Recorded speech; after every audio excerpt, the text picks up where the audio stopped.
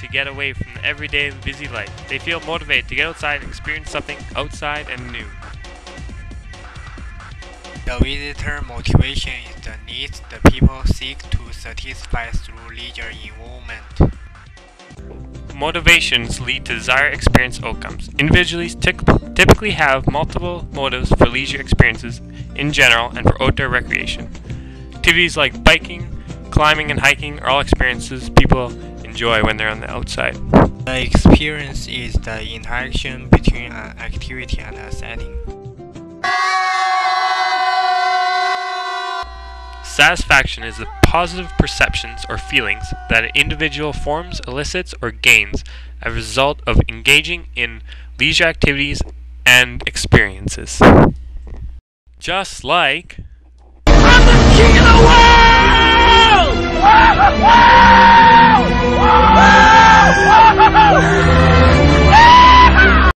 Satisfaction is based on different experiences that often provide different types of satisfactions.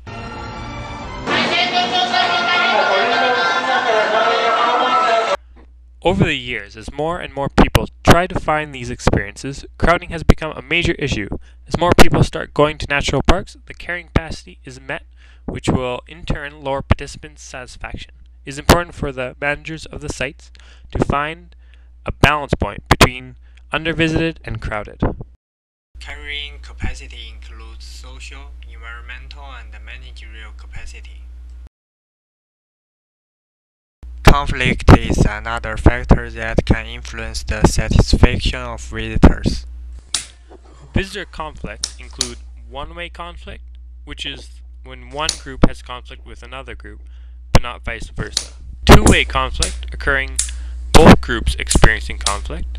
Out-group conflict, which is when two different activities come together. And in-group, when one activity goes together in conflict. Parks create both positive and negative effects on the societies around the parks. Increased tourism and money is a positive, but also brings lots of problems into the town, like traffic.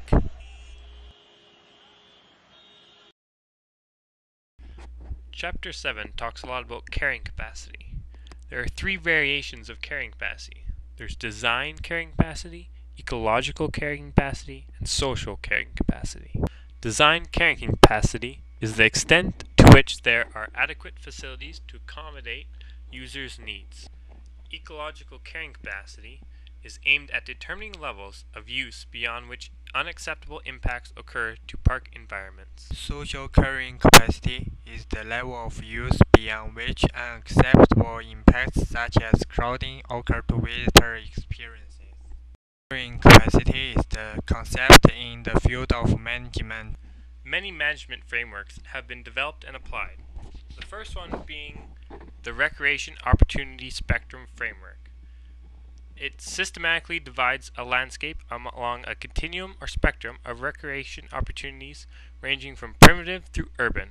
It's based on the idea that people participate in recreational activities in specific settings to achieve desired experiences and benefits.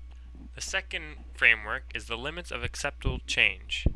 It is a completion of the first framework.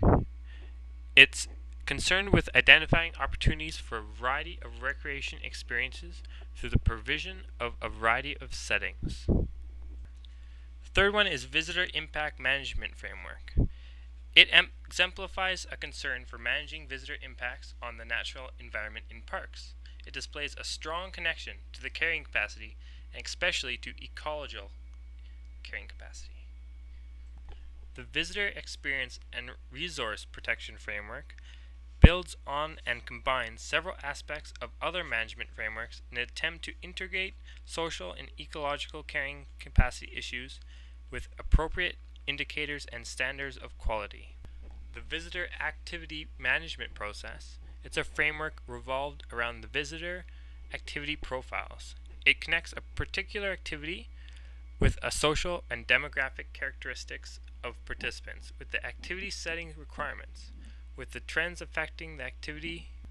Frameworks are important because they incorporate the revised versions of carrying capacities.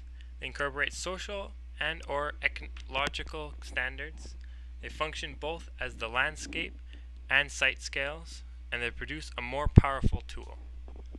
There is a growing realization that many ecological problems in national parks are related to human uses and to facilities to support those uses both inside and outside park boundaries.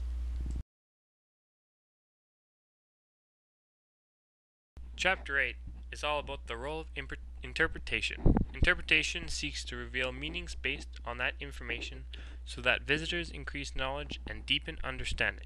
It's important to note that it's not instruction, but provocation. Interpretation, environmental education, and tour guiding all can occur in protected areas. Environmental education programs are developed principally for primary and secondary school students. Tour guiding normally involves private companies engaged in commercial operations, most often used in pre-booked packages, hiring trained guides to lead these tours. Many say there are links between interpretation and ecotourism. First, interpretation can help to reduce environmental impacts by highlighting appropriate activities in sensitive areas. Second, interpretation can be used to alleviate social impacts by involving local communities and redirecting traffic. Third, by providing additional opportunities for visitors, interpretation can improve local economic impacts by increasing the number of days that visitors stay in an area. Finally, interpretation responds to ecotourists' need for awareness and understanding of a park's natural features. Interpretation is both a science and an art, interpreting psychology, sociology, communications, and education with elements such as drama, visual design, and music improve visual and verbal communications. Interpretation takes two basic forms. Personal interpretation involves direct contact between the interpreter and the visitor. The non-personal interpretation connects visitor with inanimate interpretive media. Interpretation as a management tool.